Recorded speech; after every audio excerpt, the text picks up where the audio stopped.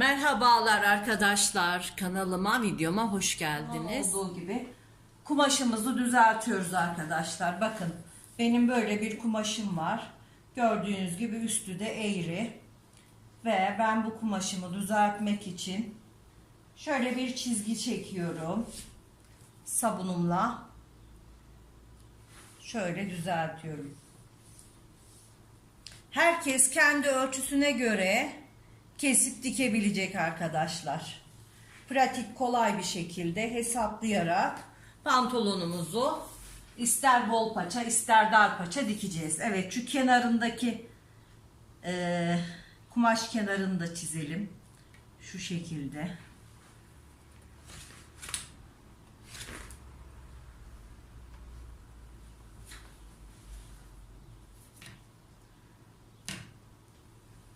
Hemen şöyle düzeltelim. Evet arkadaşlar, pantolonumuzun beli lastikli olacak ve kemerini, lastiğini sonradan takacağız. Onun için direkt pantolonumuzu çalışacağız. Pantolonumuz için önce ölçülerimizi alıyoruz. Beli lastikli olacağı için basen ölçüsü, oturuş yüksekliği, pantolon boyu, paça boyu ve diz genişliği lazım bize arkadaşlar. Evet, ben bu ölçülerimi aldım, hazırladım. Siz de bu ölçülerinizi alıp hazırlarsanız birlikte pantolonumuzu kesip dikebiliriz arkadaşlar. Evet, benim kalça ölçüm 116. 116'yı hemen 4'e bölüyorum. 116 bölü 4 eşittir 29 çıkıyor arkadaşlar. 1 santimde rahatlık payı veriyorum. Ve kumaşım hafiften likralı. Aslında hiç rahatlık payı vermesem de olur. Fakat ben rahat sevdiğim için 1 santim rahatlık payı veriyorum. Ve basenim 30 santim oluyor arkadaşlar.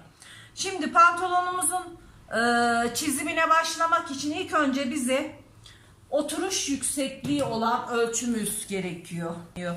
Şimdi oturuş yüksekliğimizle başlıyoruz arkadaşlar. Benim oturuş yüksekliğim 29 santim. Evet. 29'u işaretliyorum. Ve hemen pantolon boyumu alıyorum. Pantolon boyumu 100 santim yapacağım. Şöyle 100 santimden pantolon boyumu işaretliyorum. Ve oturuş yüksekliğimi dik açısına dikkat ederek geoder cetvelimle şu şekilde hemen uzatıyorum. Pantolonda ilk önce ön paça yapılır arkadaşlar. Şimdi biz ilk önce ön paçamızı yapacağız. Evet. Şimdi oturuş yüksekliğimizi çizdik. Hemen paça boyumu çiziyorum. Yani pantolon boyumu çiziyorum. Pantolon boyumu da şöyle hemen çizeyim. Oturuş yüksekliği çizgisi üzerinde bakın arkadaşlar, çok yavaş ve tane tane anlatacağım. Kalça 1 bölü 4 artı 1 santim verdiğim ölçüyü yerleştiriyorum. 30 santimdi. Şimdi 30 santimden burayı çiziyorum. Ve 30 santimi yukarıdan da belimizden de alıyoruz. Çünkü pantolonumuz lastikli olacak. Yaz günlerinde lastikli pantolonlar çok rahat oluyor arkadaşlar. Şöyle 30 santimden burayı kapatıyorum.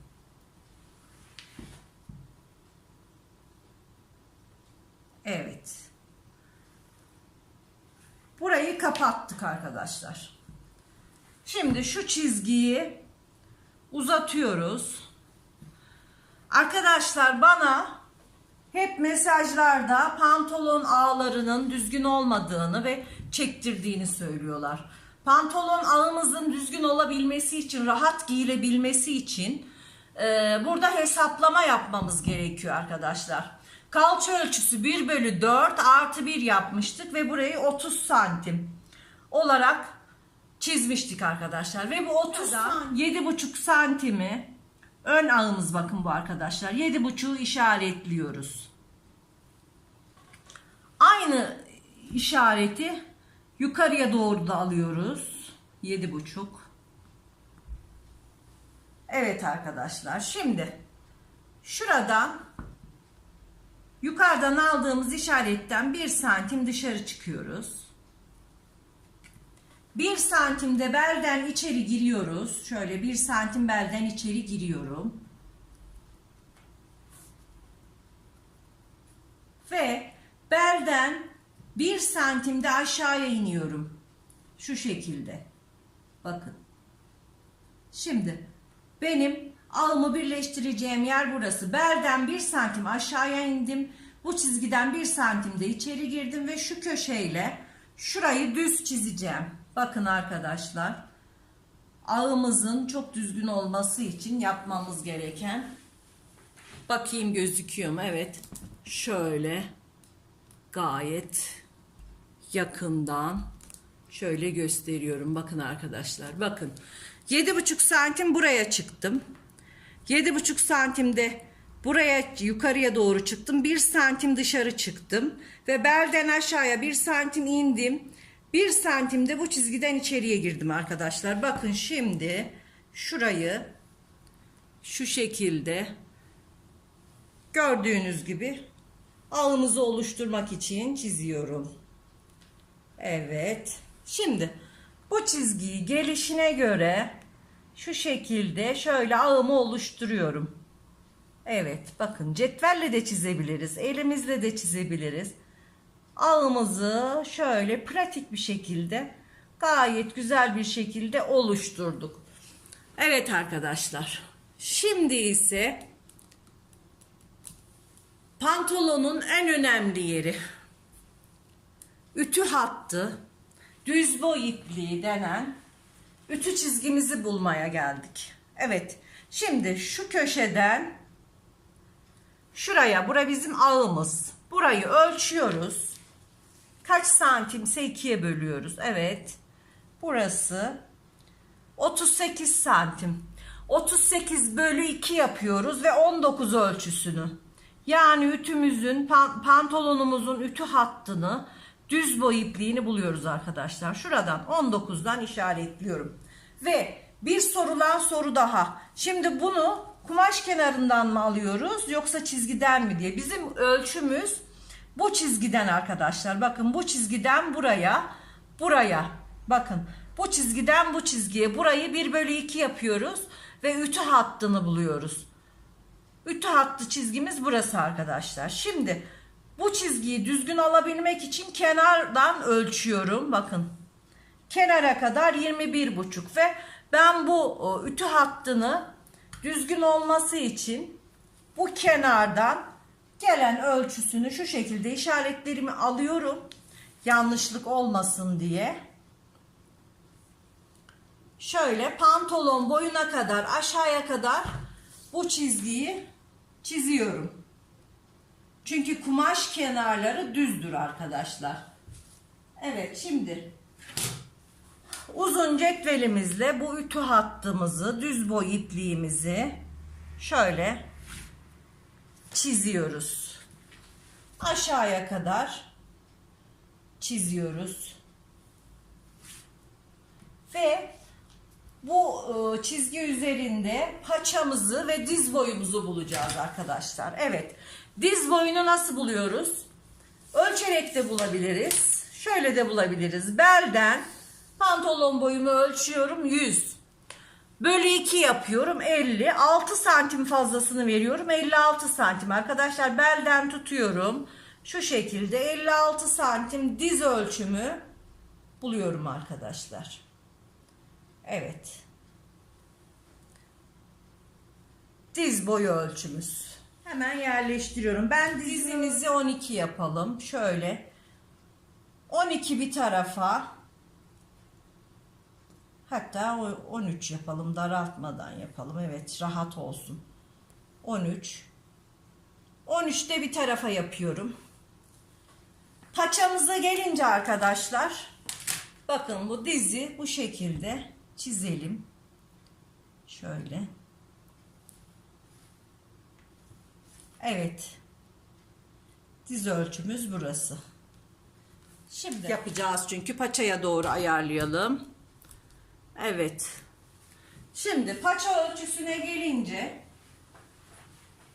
paça ölçümü ise nasıl yapalım? Şöyle.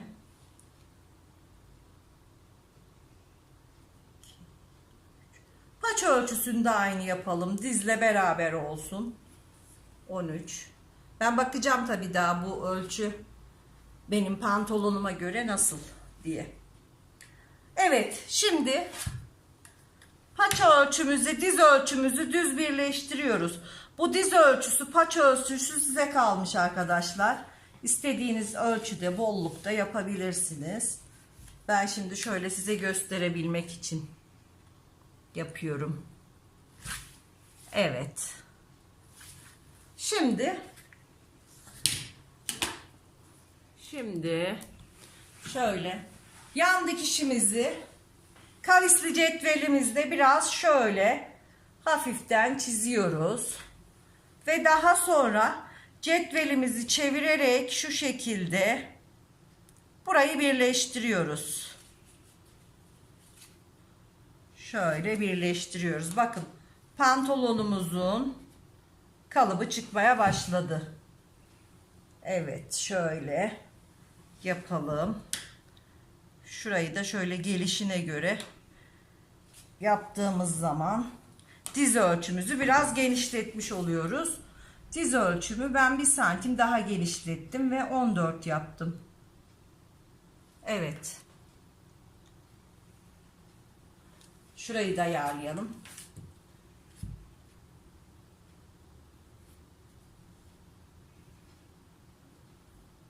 Evet arkadaşlar, şimdi ağımızı ise şu şekilde şöyle birleştiriyoruz.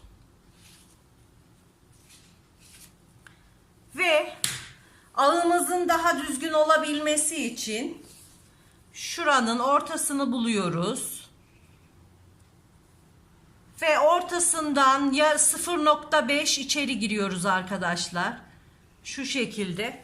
Burayı tekrar çiziyoruz ki pantolon dikişleri çektirme yapmasın diye. Şöyle yarım santim içeri girerek şu şekilde çiziyorum.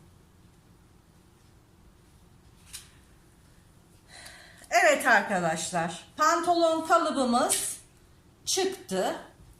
Ve şimdi kenarlardan birer santim vererek ben bu pantolonumu keseceğim. Şöyle hemen 1 santim indiğimiz yeri de birleştirelim belimizi. Şu şekilde.